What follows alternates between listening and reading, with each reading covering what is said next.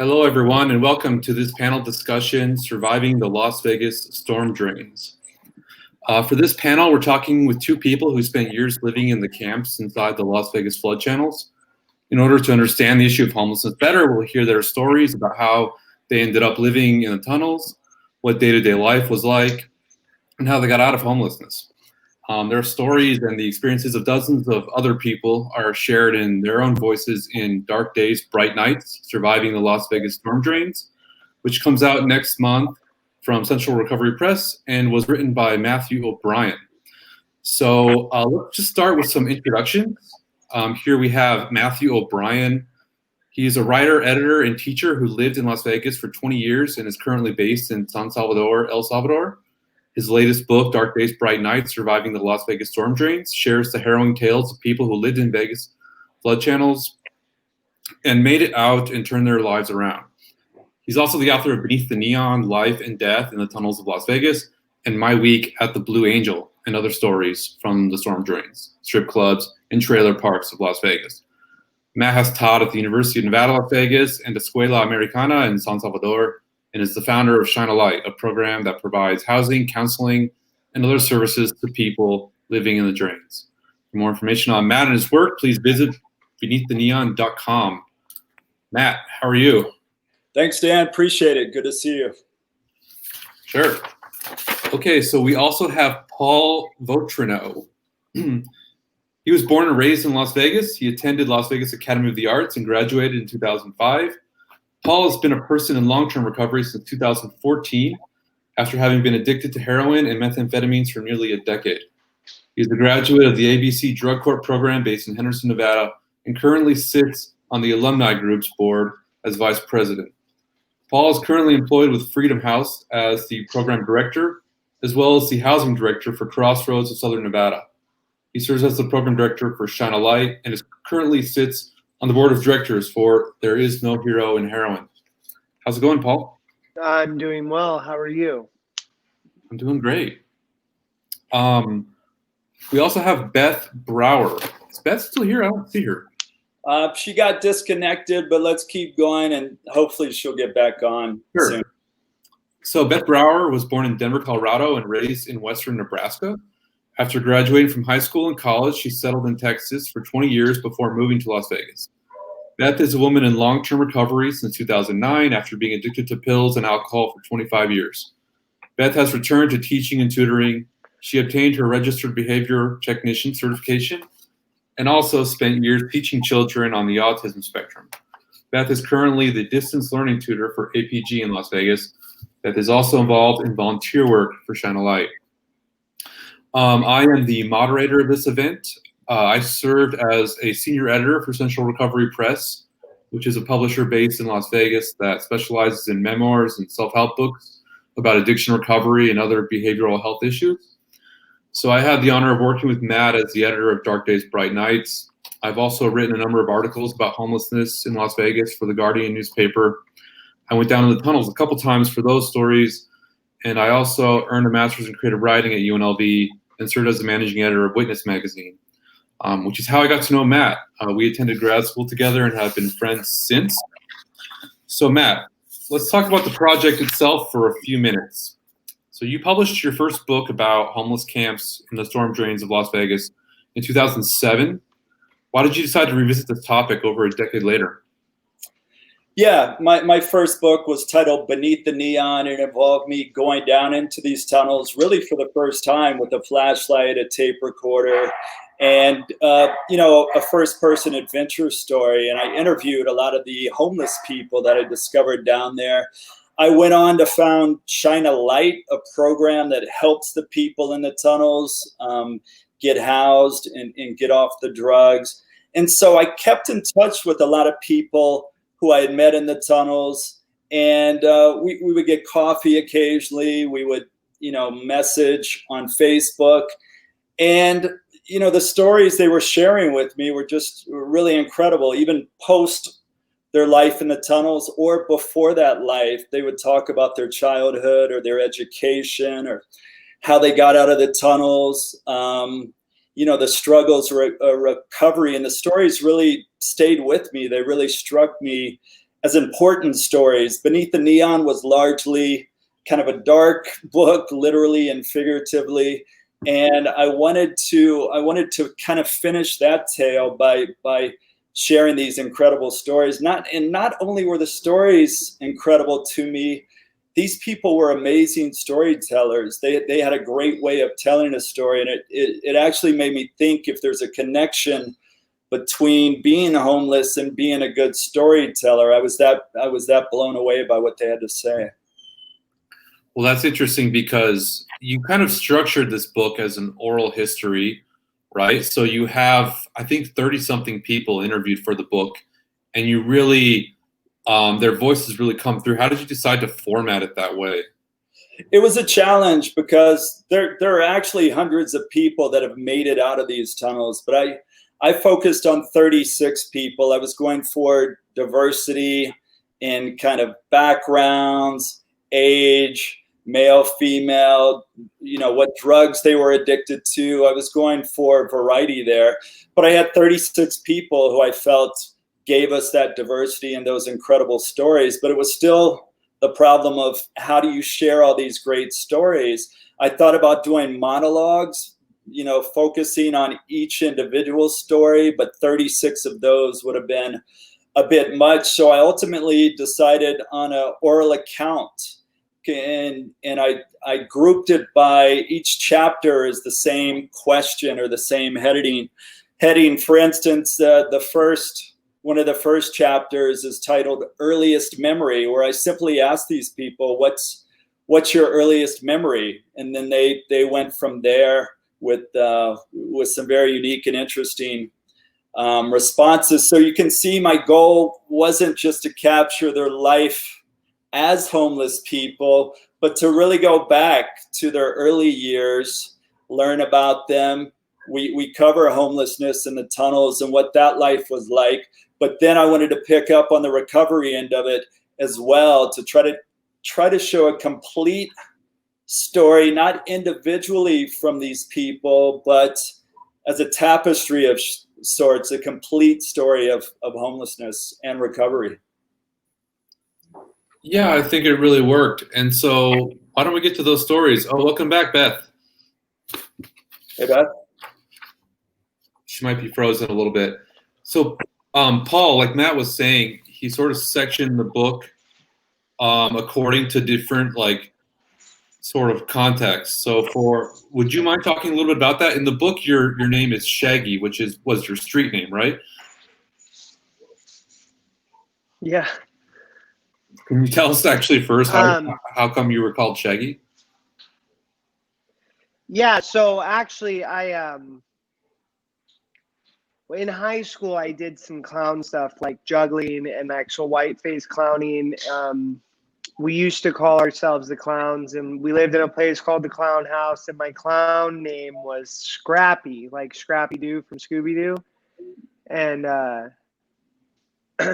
so I was 16 till I don't even know. I carried that nickname for a long time, and then I'm out and I'm homeless. And right before I really get introduced to the tunnels, I stayed on my own, and I stayed above ground, and I stayed in the trash in the big corporate trash cans in the enclosement, in a trash enclosement. And I run into a guy, and his name is Bald Head. And the long and short of it is at first they're trying to intimidate me.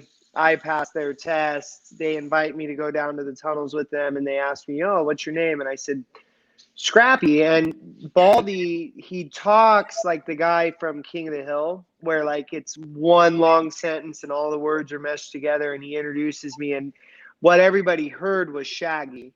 And I never corrected them. I just let it roll, and hence Shaggy was born. So he mispronounced your name, and that became your new nickname. Yes. All right.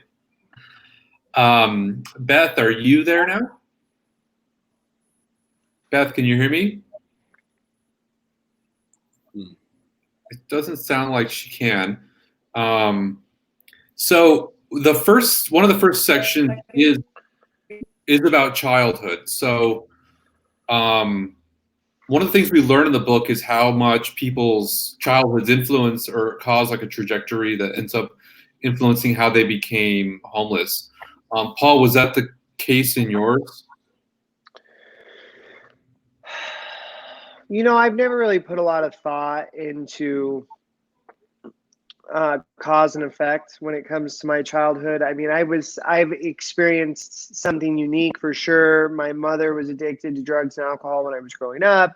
There was some instances where I was, you know, put into like foster care type living with different families and temporary custody agreements, and I was moved around a lot. And I think that if I could draw any kind of linear like parallel to that, I suppose it would be that like I got so used to moving as often as I did and being alone and learning how to kind of just adapt to any situation and be comfortable with that, knowing that it would pass and just accept my environment as it was, I think played a really big part in why I accepted homelessness as quickly as I did. But I can't say that I wasn't afforded the opportunities to avoid that route, because I absolutely was. There was many situations that I lived in where they were my biggest cheerleaders. They provided me all the tools and the tricks to life that I would need to be successful. And I went to a very, you know, good high school that preps you for college. And I think that, no, I don't know that my childhood had a part in me becoming homeless. I think that the way that I was raised played a part in my ability to accept homelessness as easy as I did. Mm. Matt, do you recall a lot of stories of people that who had trauma and such that would have influenced them, and then how that ended up happening? Yeah, of the 36 people I spoke to, I asked them all about, you know, their childhood to a large extent, and there was some variety there. You have people like Beth, actually, who is from you know, a family with two parents who were present and sober, and siblings, and well off, well to do, good educational opportunities. You know, there were quite a few stories like that. But then, you know, quite a few on the other end too, where you had a single parent household, you had parents who were addicted to substances, you had abuse, a situation like that. Even in the well-to-do families, there was quite a bit of trauma, and that was one of the big surprises for me. And I wrote about this, as you know, Dan, in the epilogue a little bit, the connection between childhood trauma and homelessness.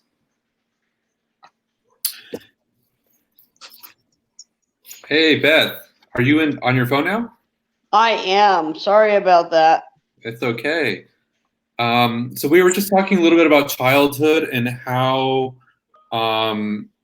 some individuals became homelessness. Is there anything you could talk about in that regard? You know, I had quite a bit of trauma as a child. I was in a automobile wreck where my mom was crippled for life when I was 4, and we were going to the allergy doctor for me. And I believe I subconsciously, I know that through a lot of outside health therapy that I've had, that that was something that I blame myself for. And so that just kind of fueled the fire for my for going into homelessness, and also for going into addiction.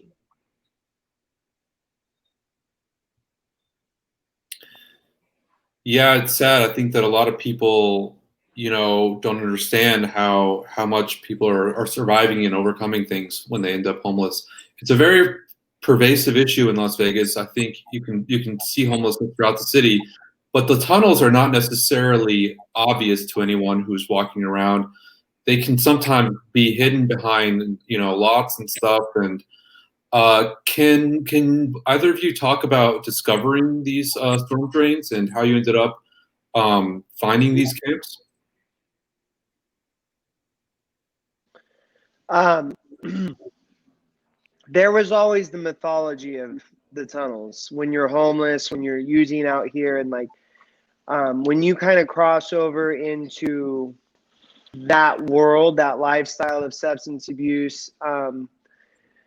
or at least at the level that I did, like you always kind of know about the tunnels, but one of the underlining laws of knowing about the tunnels is that you don't go down there by yourself. And so I think I became aware of them early on. And like you mentioned, like it's not something that's obvious if you don't know what you're looking for, but once you know what you're looking for, it's very clear. It's in plain sight.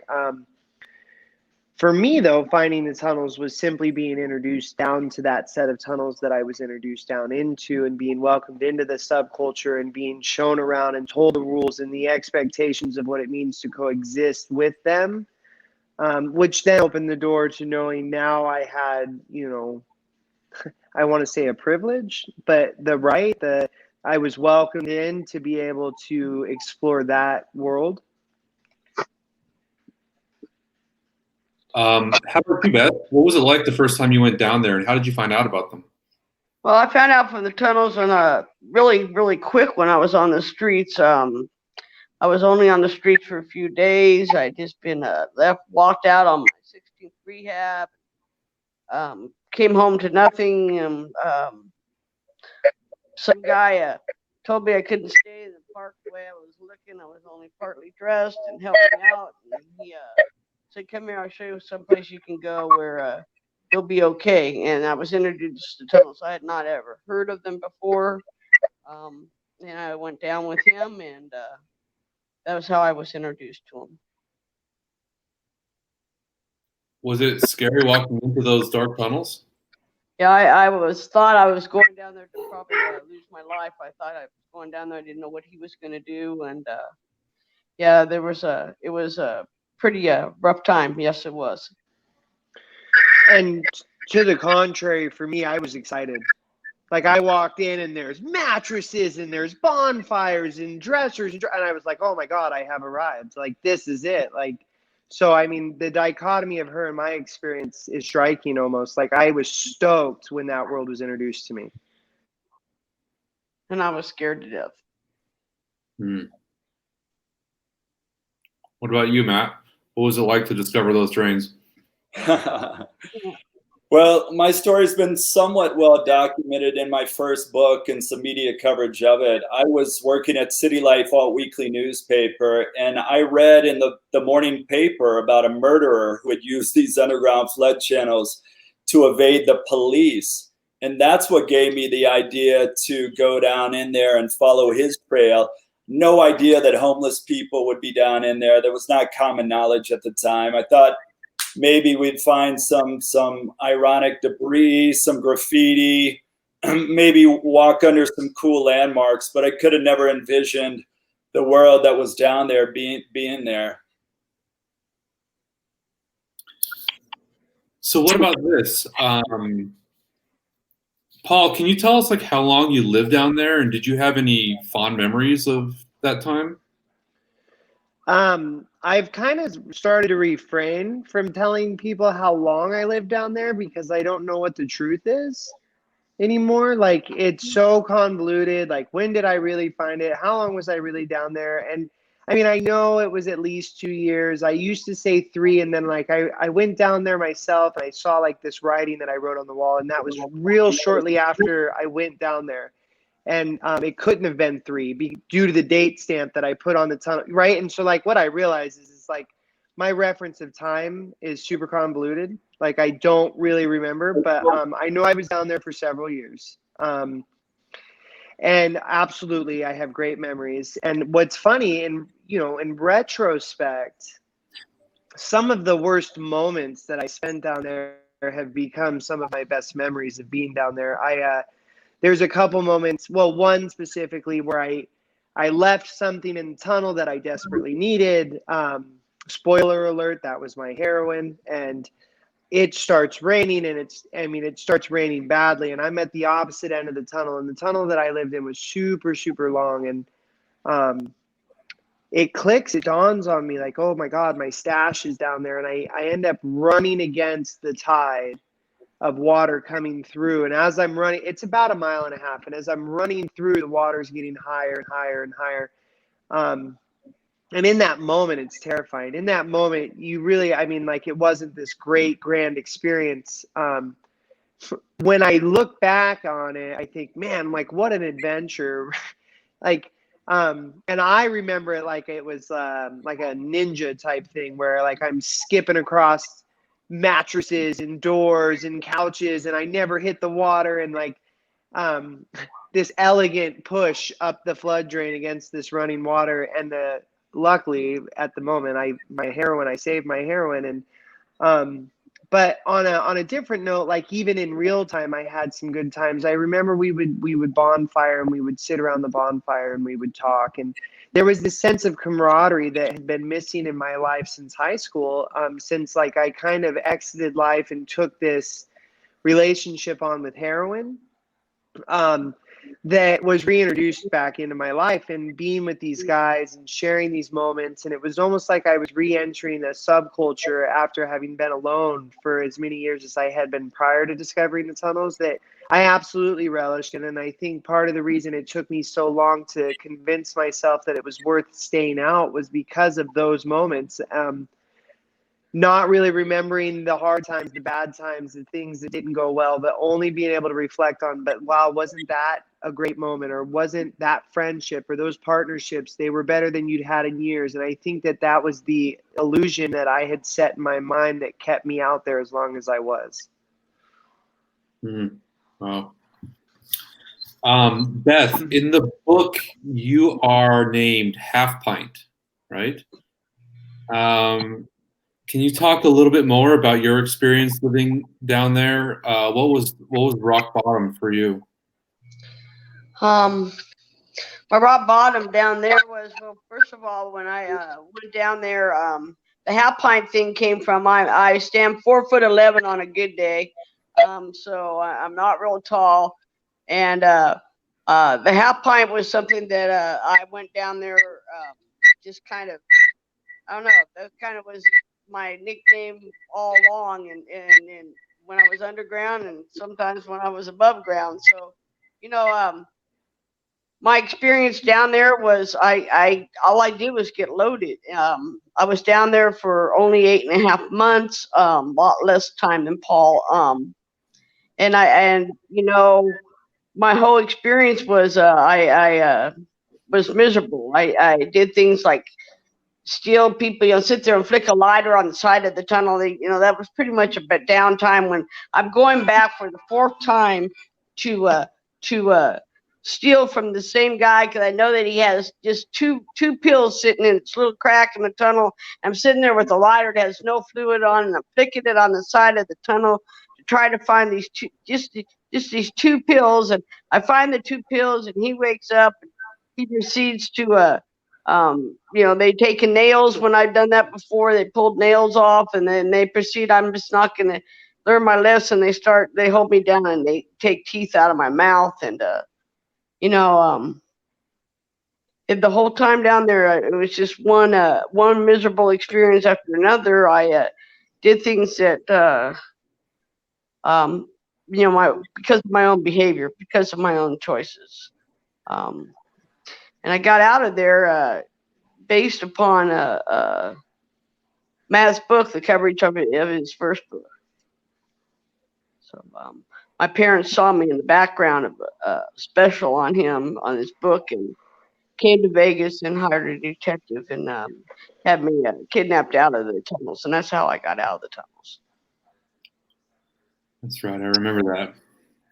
Yeah, the book has a lot of really devastating stories, stories of violence and of addiction. The second half of the book, it does have an inspiring kind of arc to it, because we hear stories of people getting out of the tunnels and adjusting to life afterward, living in houses and such. And Paul, I remember one of yours in which you talked about working at a car wash near a tunnel where you would see people that you used to use heroin with all the time. Can you talk a little bit about those early months when you were working after exiting the tunnels? Yeah, it was not near a tunnel. It was above the tunnel that I ran back into against the water even. I mean, that was the tunnel I lived in. So those were my people. Those were the people I was homeless with. And I just, it's an interesting story. So I didn't choose to get sober. There was no moment in time when I was like, this is what I'm going to do today. It was like, I too was kidnapped, if you could call it that, by the Henderson Police Department. And I was told I was going to go to drug court, and I was in drug court for 90 days, and I wasn't taking it seriously. And the truth of the matter is I hadn't really bought into this change. The only reason I didn't go back to the tunnels was because it was monsoon season, and I figured, well, that would be stupid to go back now. Why don't you wait for the rain to pass and get 8 months of dry weather, and you can really start over then. And the end.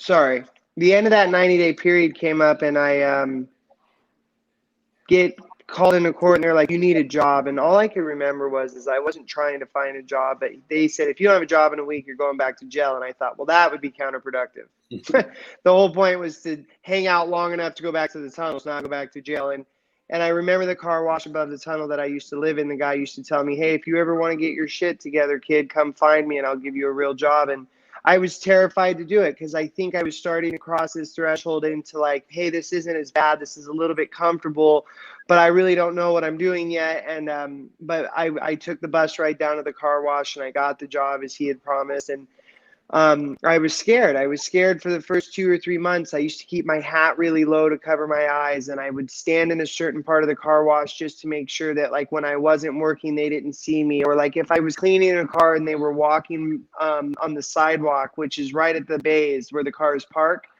I would dip into the car really quick and act like I'm vacuuming. And I just didn't want to be seen. And then after time, and after, kind of buying into the support systems that were handed to me when I got into drug court and seeking like this personal recovery, I started to get more comfortable, and you could see you could gauge my comfort level on, where the bill of my hat was placed, because it slowly would go up, and then I started talking to them. I started to see them. I think they saw me first, but it wasn't uncomfortable. And it was just a process of me having to realize, like, I had tried to get sober a couple times before drug court, and what would happen and that car wash was the culprit. I would always find my way back to that car wash with the excuse that I'm just gonna go for whatever, and I would end up wandering back into the flood drains and never coming back out. And it was getting to that point of realizing, like, that's not what I want to do anymore, and I'm comfortable in that decision. And it got easier as time went on.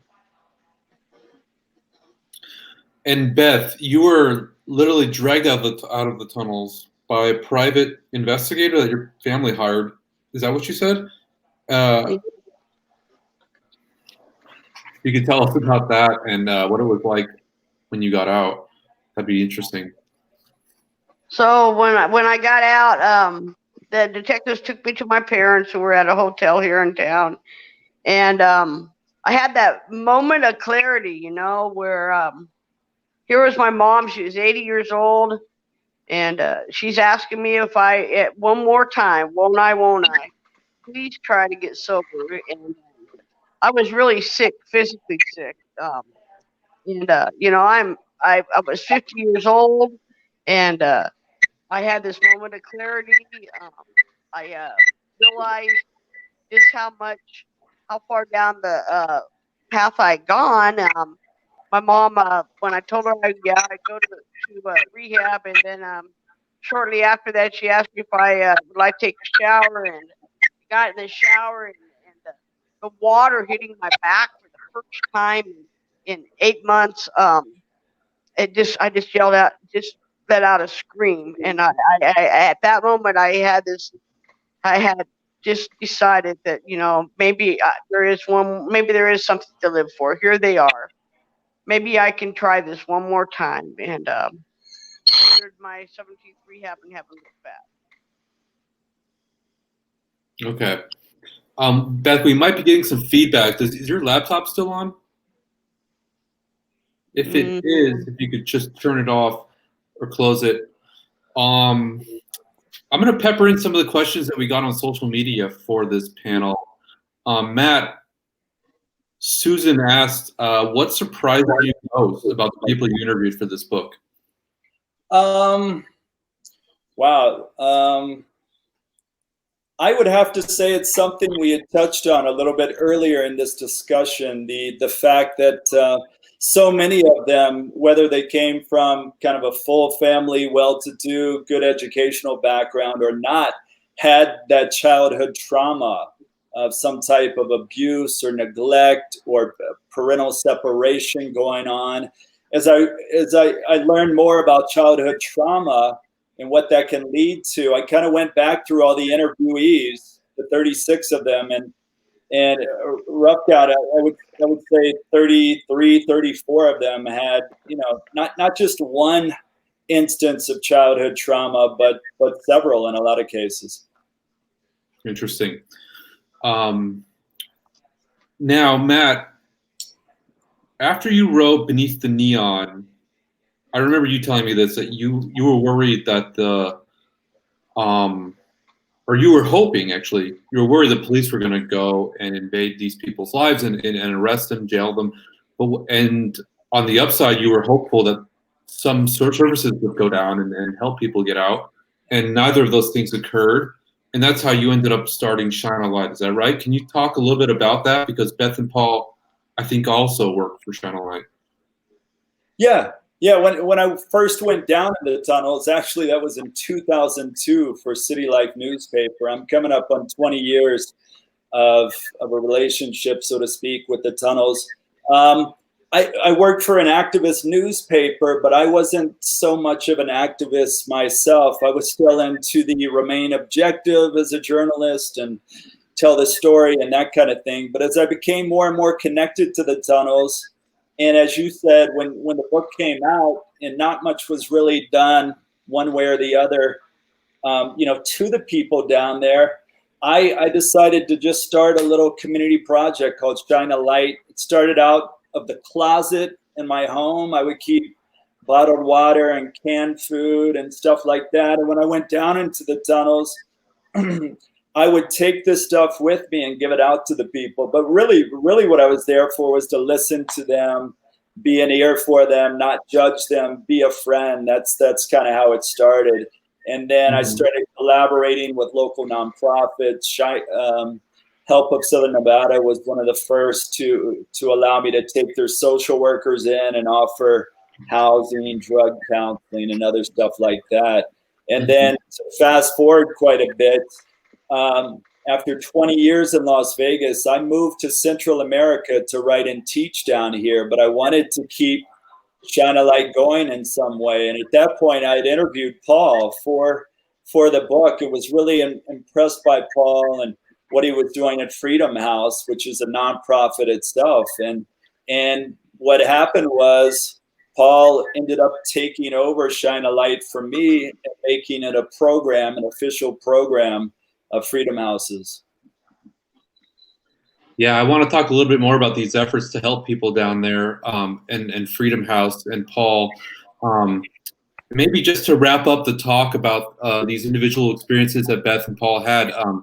Can you? I mean, Paul, you already kind of implied that you got into a drug program after being, arrested, and that basically. Can you talk a little bit more about how you got out and turned your life around? Yeah, so we've already kind of covered the idea that I didn't even buy into this being a solution-driven episode in my life for quite some time.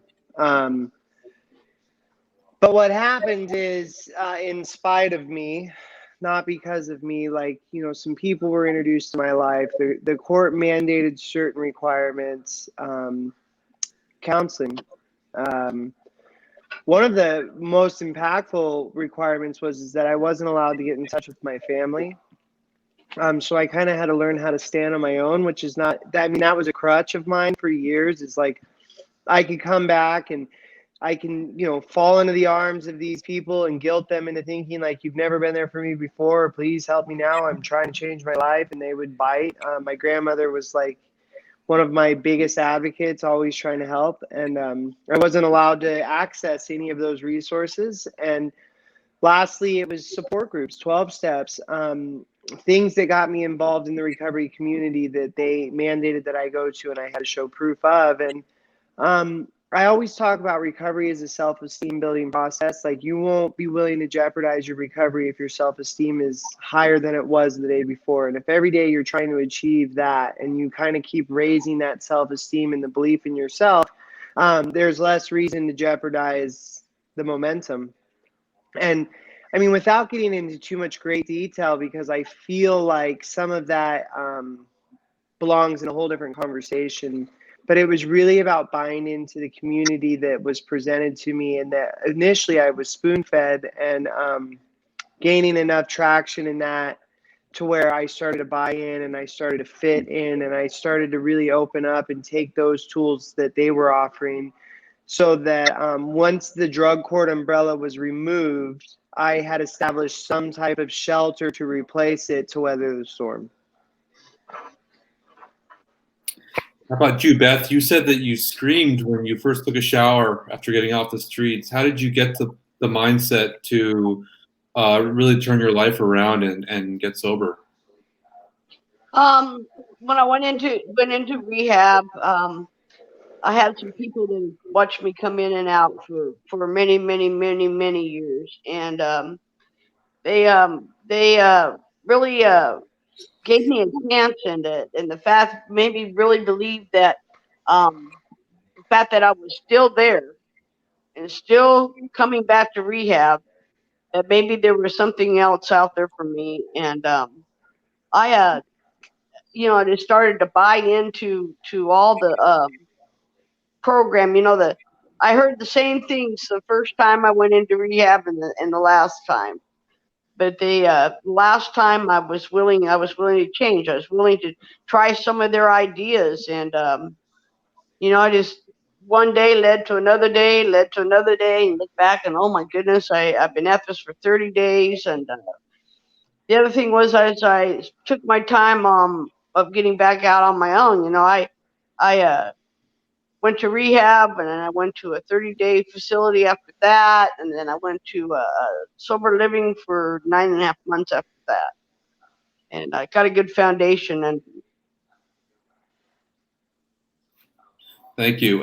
One of the things that, I think my favorite part of the book is hearing people adjust to living outside of the tunnels. And I think that even just day-to-day stuff, it was really striking. Someone told you, Matt, that the first time they slept in a room, like they just felt uncomfortable with the walls and with the ceiling, and they had to open up all the windows and the door to have that fresh air.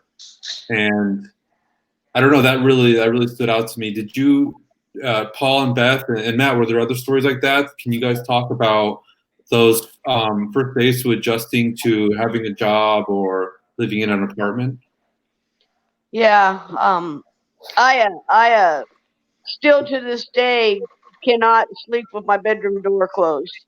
Have this need of feeling that I can get out, and I think some of that is from some of the things that happened to me down the tunnels. In fact, I know a lot of it is, and I've addressed that in therapy, I've addressed it in a lot of things, and I still to this day the bedroom door has to be open in order for me to go to sleep. I mean, for me,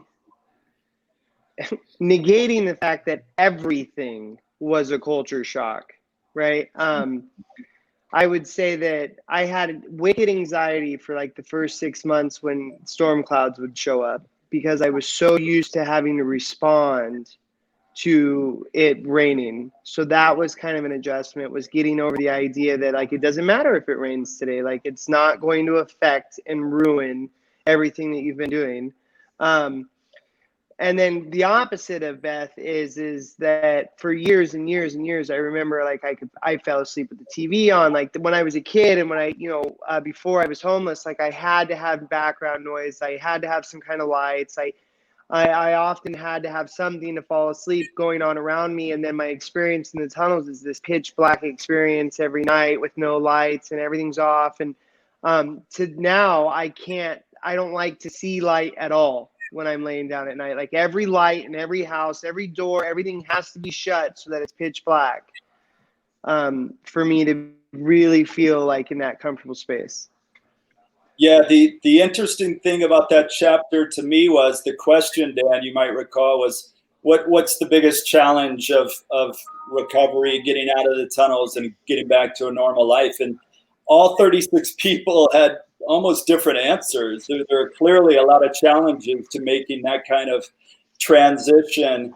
One that was kind of funny and interesting was Eazy-E said he was at a recovery home and just trying to figure out how to light the grill out back. And he had a lighter. He was trying to ignite it from underneath the grill. And one of the other guys walked up and said, "No, man, you just push the button here and the grill cranks up." You know, it's just funny little technology things that they had missed out on in all these years. We haven't talked about One Shoe Sue, Paul's mom, who was also interviewed in the book. She has her own incredible story. But for her, the biggest challenge was just showing her face to Paul and her other kid and her family after so many years of letting them down. Paul, can you talk a little bit about that? Your mother was also homeless in the tunnels, but not with you, and maybe not at the same time. Is that right? Yeah, I could talk a little about it exactly. So like as I said, I was estranged from my mom really young. She was addicted to drugs and alcohol herself. And she disappeared really full time from my life when I was 8 and completely out of my life by high school. I mean, there was like these touch and go moments in between high school and me getting sober, but not a lot. And I had no clue that she lived in the tunnels. I know that near the end of my stay in the tunnels, she was trying to find me, and we would meet up every once in a while. And she was trying to tell me she was sober, and I'd heard that my whole life. I'm like, yeah, okay, whatever. And then I get out and I get sober, and again, I'm not allowed to talk to my family, and so I saw very little of her at first. But for me, the turning point with my mom was running into the people that knew my mom, and they were like, "Oh my God, we love Sue," and this, that, and this. And I started to learn from the people around her and not her that she was really doing this thing and that she really was engaged. And then we reconnect and we start to kind of mend.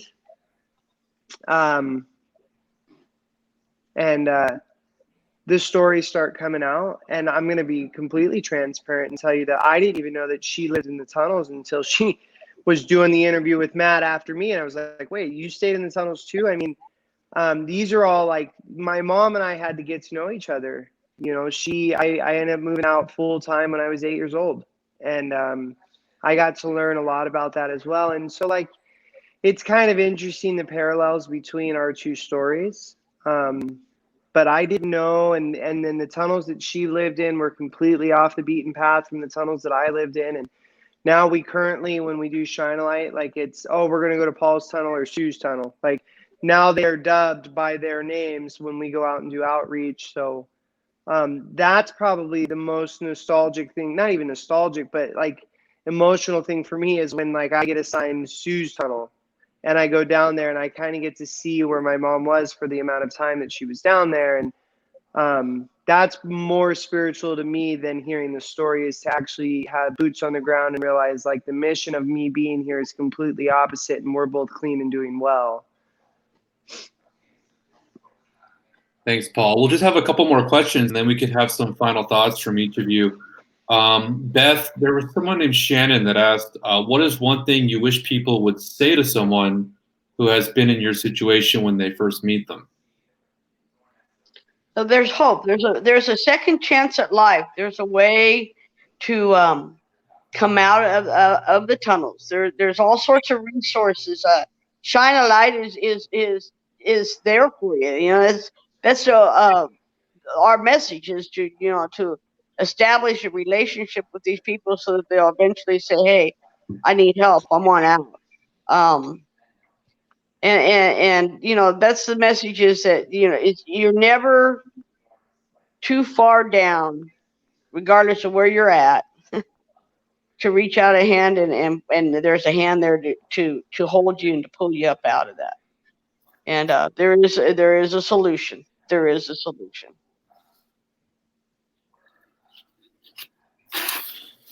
Okay, well, why don't we, Matt, did you have any other questions you wanted to ask them? No, I think we've covered some of the key points. It's such a broad and big issue. It's tough to touch on everything. Okay, well, maybe we could have a final thought from Paul and Beth and from you, Matt. Just to put out another question that we had is, I think everyone should know about life underground. If you want to touch on that or anything else, if you want to say, Paul, about your work, we'd love to hear that. Yeah, first I would like to correct Matt. He didn't just interview me for his book. I'm thoroughly convinced he interviewed me for the job. I swear I did not even think about it. So several weeks later, that to my fault, it should have hit me right away, but I'm a little slow, Paul, so it took me a while to be like, Paul would be a great fit for this. Yeah, I mean, I don't know, to touch on what we do is, again, that's a whole nother interview. I can just say that what Matt gave us was probably one of the greatest gifts that I've ever received in sobriety. I spent 6 months backpacking down there by myself and developing and brainstorming. And, I just, and then I put it in a box. In my mind, it was like, this is what we can accomplish with this. And once I get there, we'll have succeeded. And what happens is it takes on a life of its own, and certain people start to enter into the program that we actually helped get out of the tunnels. And they have ideas, and it's kind of just blown up into this huge, I mean, it's like a real true program now that I would just encourage you, Google. I would encourage you find us on Facebook. All of the support, all of the awareness is important. To answer the question, I would say, yeah, it's important that everybody knows what's going on down there. To piggyback off the question that you asked, Beth, I think that I've been trying to find the right answer of what do you say somebody down there this whole time I've been doing Shine a Light, because I don't know that there is the right thing to say other than the thing that I think that I always, for me, is it was never clear. It was either, I can't help you, I can't talk to you, or I'm here, what do you need? And like, I think what I've learned is it's important to say, listen, like, you can always call, but I'm only going to ever help you get out. Everything else that you choose to do while you're down there is on your back. But the day you're ready to come out, I've got your back. If that message had been clear to me, I think that there might have been a little bit more hope. However, the hopelessness feature probably plays a big part in my recovery. So I'm super stoked about the book. I think Matt did an excellent job with the first one. I think this is an important message. I think it's super important to remember that, like, the homeless are dealing with something that isn't relatable. And really, like, just a moment of your time can change the entire momentum of their day and emotion. And it's something to take that time for sure. How about you, Beth? Is there anything that we didn't talk about that you'd like to say? Very well said, Paul. I totally agree with everything he said. I just know that Matt's first book saved my life. The coverage of that saved my life. And what he started and what has mushroomed out of that, and what Shine a Light is today, and everything that's happened with that, there is hope. I think that the message is we need to keep going, and the message needs to be to these people that when you're ready, let us know. In the meantime, we take down the few necessities they need. And I'm really excited for this second book, or third book actually, of Matt's. And that's about all I have to say. Thank you. I would like to point out that I've known Beth this whole time, and she's been this huge piece of Shine a Light, but having never experienced going back underground. But like, she played a major role for the first 3 years we were doing this, of gathering supplies and all of that. And she eventually came back down with us and ended up having this, spiritual experience, as it were. And I just think that like that's a testament to, you know, the kind of resolve and perseverance that it takes to truly overcome some of the trauma that exists down there. And I just want to put on record like how proud I am of her of taking that leap of faith, because the fact that I was hoping that would get brought up, but I will be the one to bring it up. It's amazing to me that she has come this far in this journey, and it's just an honor to walk, you know, with her through that. Thank you, Paul. So, Dan, I have a few final thoughts. One would be, I should mention that the book, Dark Days, Bright Nights, 25% of the money I make off the book is going to go back into Shine a Light. So part of the idea of the book is to raise awareness of the issue and of homelessness, but also to support Shine a Light in that way. Another objective of the book is there's so many myths and stereotypes about homelessness. And by diving deep into these personal stories, I wanted to bust a lot of those myths. You know, a lot of them that homeless people only come from broken families. Beth and others are a testament that that's not always the case. And then there's the myth out there too that homeless people want to be homeless. The former mayor of Las Vegas, Oscar Goodman, used to say that a lot. And what we see in this book are just the small sample size of 36 people from the tunnels. They do want to change. They need the right time and the right opportunity to do so. Thanks a lot, Matt. So Dark Days, Bright Nights, Surviving the Las Vegas Storm Drains is available to pre-order now. It comes out in bookstores in mid-November. So you should look for it then. And I guess that would be it. Thank you all for talking with us and for viewing this panel. Thank you to the Las Vegas Book Fest and Nevada Humanities. Thank you. Thank you. Thank you. Bye.